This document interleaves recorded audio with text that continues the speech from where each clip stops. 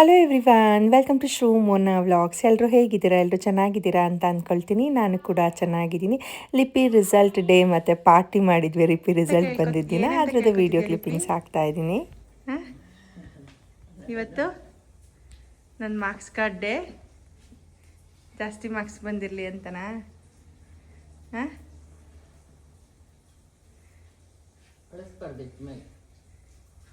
Marks ತೆಗ್ದಿರ್ತೀಯಾ? ಹೇಳು, ಅಪ್ಪ car ತೆಗಿಯೋ ತನಕ ಎಷ್ಟು ಮಾರ್ಕ್ಸ್ ತೆಗ್ದಿರ್ತೀಯಾ? 100ಗೆ ಕನ್ನಡ ಎಷ್ಟು ಬರುತ್ತೆ ಹೇಳು ನೋಡೋಣ, ಗೆಸ್ಸಲ್ಲಿ ಹೇಳು. ಕನ್ನಡ ಇದು 50ಗೆ ಟೋಟಲ್ 100ಗೆ ಒಂದು ತಪ್ಪಾಗಿರ್ಬೋದೇನೋ. 99 ಕನ್ನಡ. ಮ್ಯಾಥ್ಸ್ 100ಗೆ ಅಲ್ಲ 50ಗೆ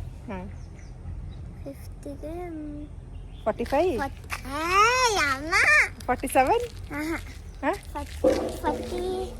49/2 ಅನ್ಸುತ್ತೆ. 49/2.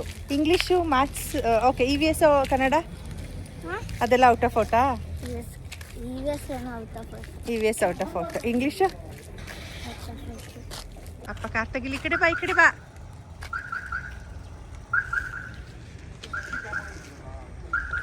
ರಿಸಲ್ಟ್ ಇತ್ತಲ್ವ, ಹಾಗಾಗಿ ನಾವು ದೇವಸ್ಥಾನಕ್ಕೆ ಹೋಗೋಣ ಆನ್ ದ ವೇ ಅಂತ ಹೇಳಿಬಿಟ್ಟು, ತುಂಬ ದಿನ ಆಗಿತ್ತು ಚಾಮುಂಡೇಶ್ವರಿ ದೇವಸ್ಥಾನಕ್ಕೆ ಹೋಗ್ಬಿಟ್ಟು ಹಾಸನಲ್ಲಿ. ನಾವು ಹೋಗಿದ್ದ ಟೈಮಲ್ಲಿ ಆಲ್ಮೋಸ್ಟ್ ಇನ್ನು ಪೂಜೆ ಸ್ಟಾರ್ಟ್ ಆಗಿರಲಿಲ್ಲ. ಆವಾಗ ತಾನೇ ದೇವ್ರಿಗೆ ಅಲಂಕಾರ ಮಾಡ್ತಾಯಿದ್ರು.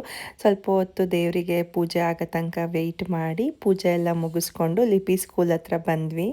ಲಿಪಿ ಮುಂಚೆನೇ ಎಲ್ಲದು ಜಡ್ಜ್ ಮಾಡಿಬಿಟ್ಟಿದ್ಲು. ಇಷ್ಟು ಬರುತ್ತೆ ನನಗೆ, ಇದರಲ್ಲಿ ಇಷ್ಟು ಬರುತ್ತೆ ಅಂತ ಹೇಳಿಬಿಟ್ಟು. ಮ್ಯಾಮ್ ಅಂತೂ ತುಂಬ ಚೆನ್ನಾಗಿ ಓದ್ತಾಳೆ. ಕೆಲವೊಂದು ಸಿಲ್ಲಿ ಮಿಸ್ಟೇಕ್ಸ್ ಮಾಡ್ತಾಳೆ, ಪರವಾಗಿಲ್ಲ. ಹ್ಯಾಂಡ್ ರೈಟಿಂಗ್ ಎಲ್ಲ ಚೆನ್ನಾಗಿ ಬರೆದಿದ್ದಾಳೆ. ವೆರಿ ಗುಡ್ ಚೈಲ್ಡ್, ನಾವು ಮಿಸ್ ಮಾಡ್ಕೊಳ್ತೀವಿ ಅವಳನ್ನ ಅಂತ ಹೇಳಿದ್ರು. ನನಗೆ ತುಂಬ ಖುಷಿ ಆಯಿತು. ಬಟ್ ಲಿಪಿ ಅಲ್ಲಿ ನಿಂತಿರೋದನ್ನ ನೋಡಿ ನನಗೆ ಶಾಕು.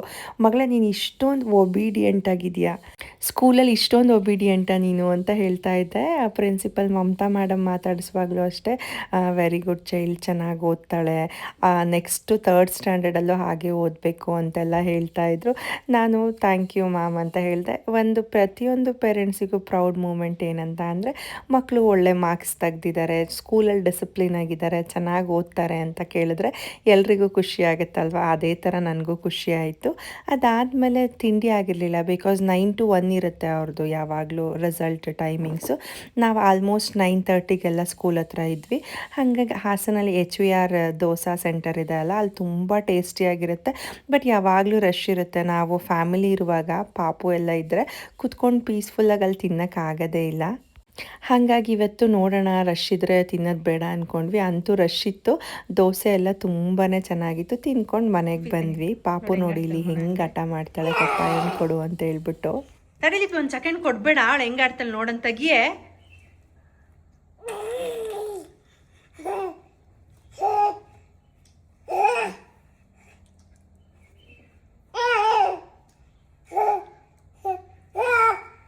ಕೊಡು ಅಂತ ಜಗಳ ಆಡ್ತಿದ್ಯಾ ಅಕ್ಕನ ಜೊತೆ.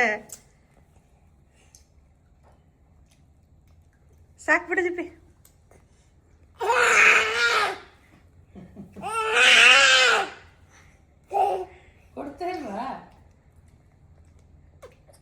ಸಾಕು ಲಿಪಿ.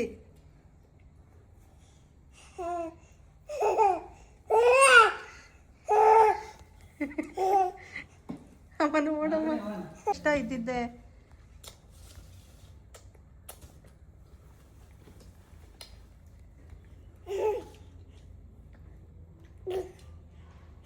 ಅದಾದ್ರೂ ಸಿಪ್ಪೆ ಹೋಗ್ಬಿಟ್ಟತ್ ಲಿಪಿ.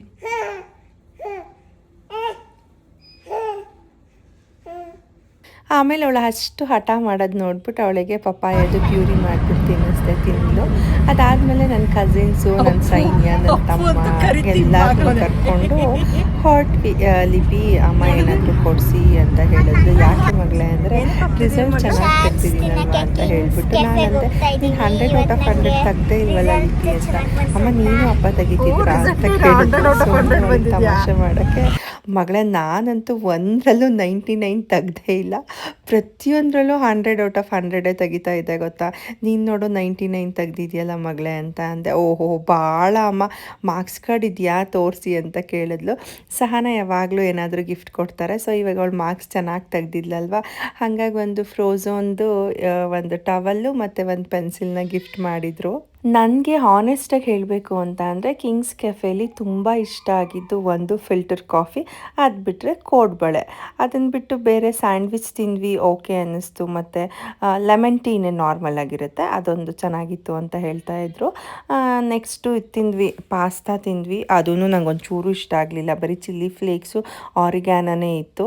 ಆಮೇಲೆ ಇನ್ನೊಂದು ಎಂಥದ್ದೋ ಆರ್ಡ್ರ್ ಮಾಡಿದ್ರಪ್ಪ, ಬ್ರೆಡ್ಡು ಮತ್ತು ಕ್ಯಾಪ್ಸಿಕಮ್ ಎಲ್ಲ ಹಾಕಿ ಬೋಂಡ ಮಾಡ್ತಾರೆ ಅಂತ ಹೇಳ್ಬಿಟ್ಟು, ಅದೊಂದು ಓಕೆ ಅಂತ ಅನ್ನಿಸ್ತು.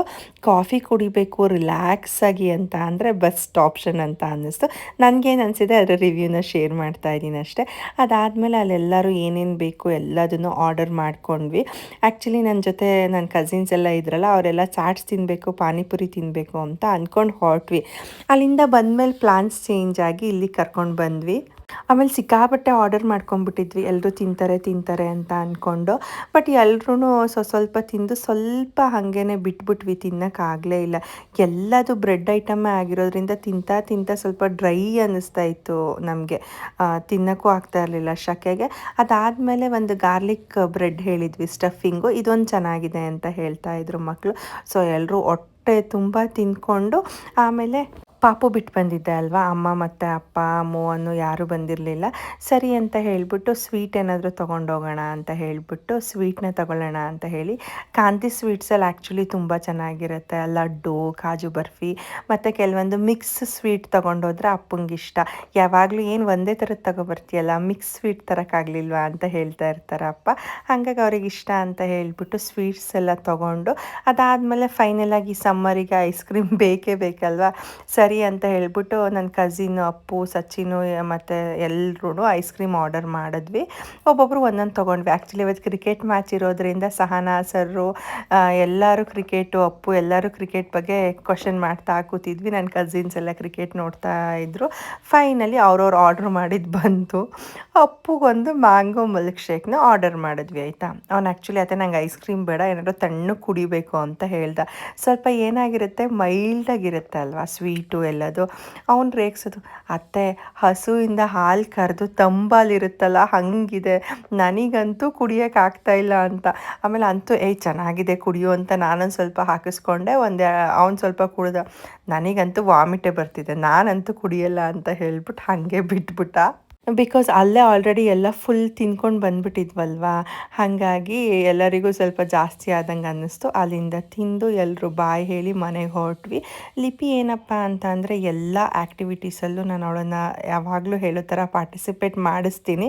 ಸೊ ಓದೋ ವಿಷಯದಲ್ಲೂ ಕೂಡ ಅವಳು ಹಾಗೇ ತುಂಬ ಚೆನ್ನಾಗಿ ಓದ್ತಾಳೆ. ಮಕ್ಕಳನ್ನ ಯಾವಾಗಲೂ ಎಫರ್ಟ್ ಹಾಕಿ ಓದಿಸ್ಬೇಕು, ನಾನು ಅದೇ ಥರ ಓದಿಸ್ತೀನಿ. ಪಾಪುಗೆ ರಾಗಿ ಸರಿ ಕೊಡೋಣ ಅಂತ ಹೇಳಿಬಿಟ್ಟು ರಾಗಿನ ಚೆನ್ನಾಗಿ ತೊಳೆದು ಸೋಸಿದ್ದಾರೆ ಅಮ್ಮ, ಕೆಲವೊಂದು ಸತಿ ಕಲ್ಲಿರುತ್ತೆ ಅಂತ ಹೇಳ್ಬಿಟ್ಟು. ಅದಾದಮೇಲೆ ಅದನ್ನು ರಾತ್ರಿ ಒಂದು 8 ಅವರ್ ನೆನೆಸಿ ಬೆಳಗ್ಗೆ ಎದ್ದು ಮತ್ತೆ ತೊಳೆದು ಈ ಥರ ಬಟ್ಟೆಗೆ ಚೆನ್ನಾಗಿ ಹಿಂಡ್ಬಿಟ್ಟು ಕಟ್ಟಿಟ್ಟಿದ್ರು. ಇವಾಗ ಬೇಸಿಗೆ ಆಗಿರೋದ್ರಿಂದ ಒಂದು ದಿನ ಸಾಕು, ಬೆಳಗ್ಗೆ ಕಟ್ಟಿಟ್ಟರೆ ಸಂಜೆ ಅಷ್ಟೊತ್ತಿಗೆ ಮೊಳಕೆ ಬಂದುಬಿಡುತ್ತೆ. ತುಂಬ ದೊಡ್ಡ ಮೊಳಕೆ ಬರಬಾರ್ದು, ಈ ಥರ ಚಿಕ್ಕದಾಗಿ ಮೊಳಕೆ ಬಂದರೆ ಸಾಕು. ಫಸ್ಟು ಮಕ್ಕಳಿಗೆ ಸಾಲಿಡ್ ಸ್ಟಾರ್ಟ್ ಮಾಡುವಾಗ ನಾನಂತೂ ಲಿಪಿಗೆ ಬರೀ ರಾಗಿ ಸರಿನೇ ಕೊಟ್ಟಿದ್ದೆ.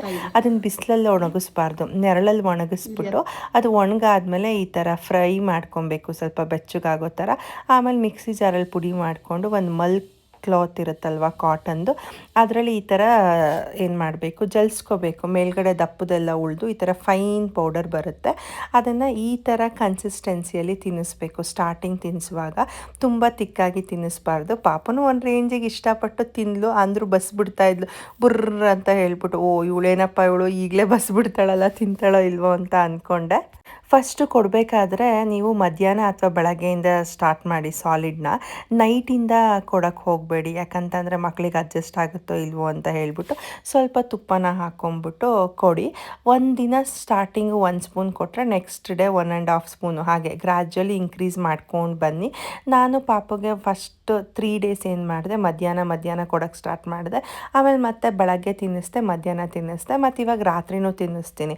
ಆಲ್ಮೋಸ್ಟ್ ಅವಳಿಗೆ 6 ಮಂತ್ ಕಂಪ್ಲೀಟ್ ಆಗಿ 15 ಡೇಸ್ ಆದರೂ ಕೂಡ ನಾನು ಇವಾಗ ಅವಳಿಗೆ ಬೆಳಗ್ಗೆ ರಾತ್ರಿ, ಇಲ್ಲ ಬೆಳಗ್ಗೆ ಮತ್ತು ಸಂಜೆ ಈ ಥರ ಅವಳಿಗೆ ರಾಗಿ ಸರಿ ಮಾತ್ರ ಕೊಟ್ಕೊಂಡು ಬಂದಿದ್ದೀನಿ. ನೆಕ್ಸ್ಟ್ ಇನ್ನೇನು ಫುಡ್ ಕೊಡ್ತೀನಿ ಅಂತ ಹೇಳ್ಬಿಟ್ಟು ನಾನು ನಿಮಗೆ ಆ್ಯಡ್ ಮಾಡಿ ತೋರಿಸ್ತೀನಿ. ಡಿಮಾರ್ಟಿಗೆ ಹೋಗಿದ್ವಿ, ಅಲ್ಲಿ ಕೆಲವೊಂದು ರಿಟರ್ನ್ ಗಿಫ್ಟ್ ಬೇಕಿತ್ತು ಅಂತ ಹೇಳ್ಬಿಟ್ಟು ಪರ್ಚೇಸ್ ಮಾಡ್ಕೊಂಡು ಬಂದ್ವಿ. ಲಿಪಿಗೆ ರಜಾ ಅಲ್ವಾ, ಏನಾದರೂ ತಿನ್ನಕ್ಕೆ ಬೇಕು ಅಂತ ಕೇಳ್ತಿರ್ತಾಳೆ. ಹಾಗಾಗಿ ಸ್ವಲ್ಪ ಜಂಕ್, ನಾನು ತುಂಬ ಹೋಮ್ ಫುಡ್ ಮಾಡೋ ಅಂಥವಳಂತೂ ಅಲ್ಲ, ಕೆಲವೊಂದು ಸ್ವಲ್ಪ ಜಂಕೂ ತಿಂತೀನಿ, ಹೆಲ್ದಿಯಾಗೂ ತಿಂತೀನಿ. ಅದಾದಮೇಲೆ ನಾವೆಲ್ಲ ರಿಸಲ್ಟ್ ಪಾರ್ಟಿ ಮಾಡಿದ್ವಿ. ಅಮ್ಮ ಅಪ್ಪನ ಕರ್ಕೊಂಡು ಹೋಗ್ಬೇಕಲ್ವ, ನನ್ನ ಕಸಿನ್ ಕೂಡ ಬಂದಿದ್ದ. ಹಾಗಾಗಿ ಏನು ಮಾಡಿದೆ, ಅಮ್ಮ ನಿಮಗೇನು ಕೊಡಿಸಿಲ್ಲ ಅಂತ ಹೇಳಿ ನಮ್ಮೂರಿಂದ ಮುಂದೆ, ಆಲೂರಿಂದ ಮುಂದೆ ಸ್ವಲ್ಪ A to B ಒಂದು ಓಪನ್ ಆಗಿದೆ. ಸರಿ ಅಲ್ಲಿಗಾದರೂ ಹೋಗಿ ಊಟ ಮಾಡ್ಕೊಂಬರೋಣ, ಅದೇನು 10 ನಿಮಿಷ ಅಲ್ವಾ ಅಂತ ಹೇಳ್ಬಿಟ್ಟು ಅಲ್ಲಿಗೆ ಹೋದ್ವಿ. ಅಮ್ಮನೂ ಊಟ ಎಲ್ಲ ಚೆನ್ನಾಗಿದೆ ಅಂತ ಹೇಳಿಬಿಟ್ಟು ಇಷ್ಟಪಟ್ಟು ಊಟ ಮಾಡಿದ್ರು. ಪಾಪು ನಿದ್ದೆ ಟೈಮ್ ಆ್ಯಕ್ಚುಲಿ ಅವಳಿಗೆ 8:30ಗೆ ಮಲಗಿಬಿಡ್ತಾಳಲ್ಲ, ಕುಯ್ ಕುಯ್ ಅಂತ ಇದ್ಲು. ಅಂತೂ ಹೆಂಗೋ ಕೂತ್ಕೊಂಡು ಮ್ಯಾನೇಜ್ ಮಾಡಿದೆ. ಸೊ ಎಲ್ಲ ಕ್ರಿಕೆಟ್ ಅಲ್ಲ, ಅವತ್ತು ಆ್ಯಕ್ಚುಲಿ ಕ್ರಿಕೆಟ್ ಇತ್ತು. ಕ್ರಿಕೆಟ್ ನೋಡೋ ಕ್ಯೂರಿಯಾಸಿಟಿ ಅಪ್ಪು ಅವರೆಲ್ಲ ಕ್ರಿಕೆಟ್ ನೋಡ್ತಾ ಇದ್ರು.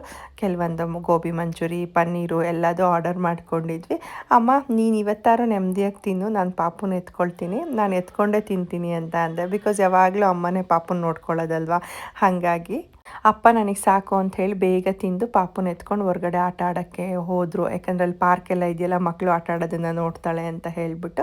ಅದಾದಮೇಲೆ ಊಟ ಮಾಡಿಕೊಂಡು ಬಿಲ್ ಪೇ ಮಾಡಿ, ಸ್ವೀಟ್ಸ್ ನನಗಂತೂ ತುಂಬ ಕ್ರೇವಿಂಗ್ಸ್ ಆಯಿತಾ ಸ್ವೀಟ್ಸ್ ತಿನ್ನೋದು. ಎಲ್ಲಿ ಹೋದ್ರೂ ಆ್ಯಕ್ಚುಲಿ ಸ್ವೀಟ್ ತಿಂದೆ ಒಂದು ಜಾಸ್ತಿ ದಪ್ಪ ಆಗಿಬಿಟ್ಟಿದ್ದೀನಿ. ಸ್ವೀಟ್ನ ಸ್ವಲ್ಪ ಅವಾಯ್ಡ್ ಮಾಡಬೇಕು. ಸೊ ಸ್ವೀಟ್ಸ್ ಎಲ್ಲ ತೊಗೊಂಡು ಅಮ್ಮ ಅಳ್ತಿದ್ಲ ಅಂತ ಕೇಳಿದೆ. ಅಪ್ಪ ಇಷ್ಟೊಂದು ತಿಂತಾರ, ಪಾಪು ಅಳ್ತಾ ಇದ್ಲು ಅಂತ ಅಂದರು. ಅದಾದಮೇಲೆ ಲಿಪಿಗೆ ಸ್ವಲ್ಪ ಅಲ್ಲಿ ಸ್ವಿಂಗಲ್ಲೆಲ್ಲ ಆಟ ಆಡಿಸ್ಕೊಂಡ್ವಿ. ನಮ್ಮ ಟಿಯಾ ಹೆಂಗೆ ಅಂತ ಅಂದರೆ ಎಲ್ಲರ ಹತ್ರನೂ ಹೋಗ್ತಾಳೆ ಆಯಿತಾ, ಅಳ್ಳಲ್ಲ. ಬಟ್ ಅವಳಿಗೆ ಕರೆಕ್ಟ್ ಟೈಮಿಗೆ ಊಟ ಆಗಬೇಕು, ಕರೆಕ್ಟ್ ಟೈಮಿಗೆ ನಿದ್ದೆ ಆಗಬೇಕು, ಅಷ್ಟಿದ್ರೆ ಸಾಕು. ಎಲ್ಲರ ಹತ್ರನೂ ಆರಾಮಾಗಿ ಹೋಗ್ತಾಳೆ, ತುಂಬ ಮುದ್ದಾಗಿರ್ತಾಳೆ. ಲಿಪಿ ಅಷ್ಟು ಹಿಂಸೆ ಕೊಡಲ್ಲ ನೋಡಿ. ಮತ್ತೆ ಜಗಳ ಮಾಡ್ತಾ ಇರೋದು ಲಿಪಿ ಹತ್ರ, ಅದನ್ನು ಕೊಡು ಇದನ್ನು ಕೊಡು ಅಂತ ಹೇಳ್ಬಿಟ್ಟು. ಜ್ಯೂಸ್ನ ಕೊಡಲ್ಲ ಕಣೆ ನಿಂಗೆ ಕೋಕೋ.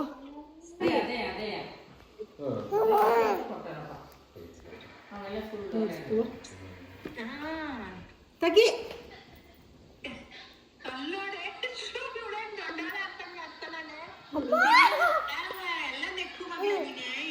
ಲಿಪಿ ಏನು ಇಟ್ಕೊಂಡ್ರೂ ಬೇಕು, ಲಿಪಿ ಹತ್ರ ಜಗಳ ಮಾಡಿ ಹಠ ಮಾಡ್ತಾಳೆ.